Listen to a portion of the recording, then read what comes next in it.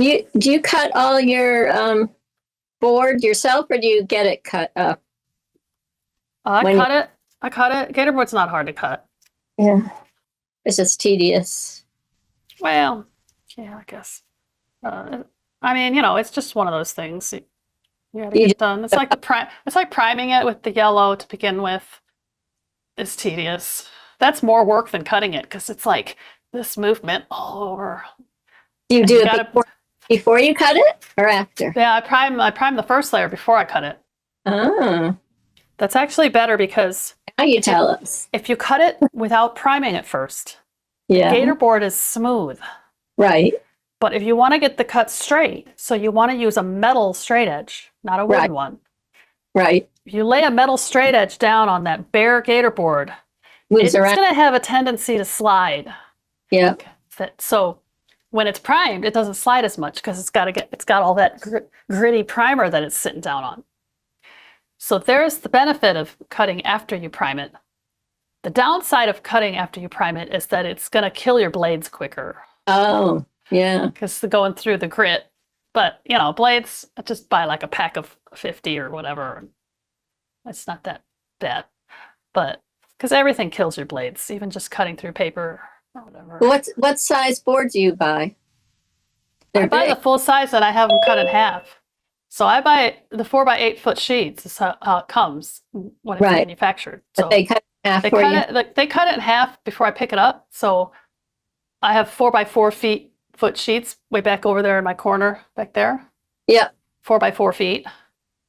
So when I cut it the first time, I kind of have to lay it down on the floor, on the mats that I have on the floor over here, because the 4x4 feet won't fit on my little table. So the first slice I take off, I do that on the floor. Mm-hmm. So I'm not initially priming a 4x4 foot piece. I'm Right. usually priming like a 2x4 feet or whatever. Right. Or maybe if I'm planning a large painting, I'll cut that part of the board first and then prime it, or whatever. But yeah.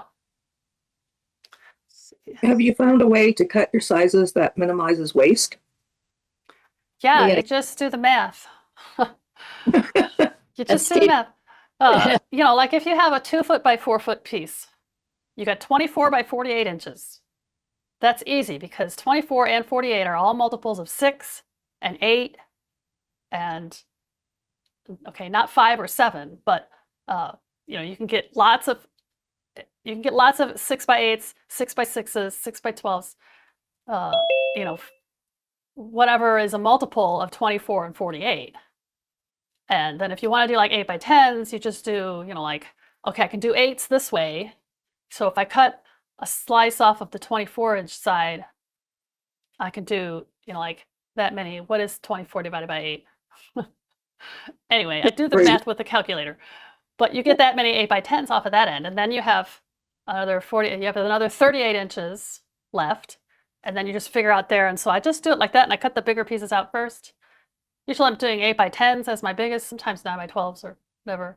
And I just look at the size of the piece and I think, what can I get out of this piece that's the most efficient? And then, of course, think of what is it that you need. What do you need? What are you working on?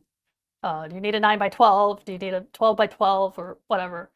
So usually I end up with a couple inches here and there that's waste, but it's pretty good if I don't have to, if I don't end up with anything worse than that.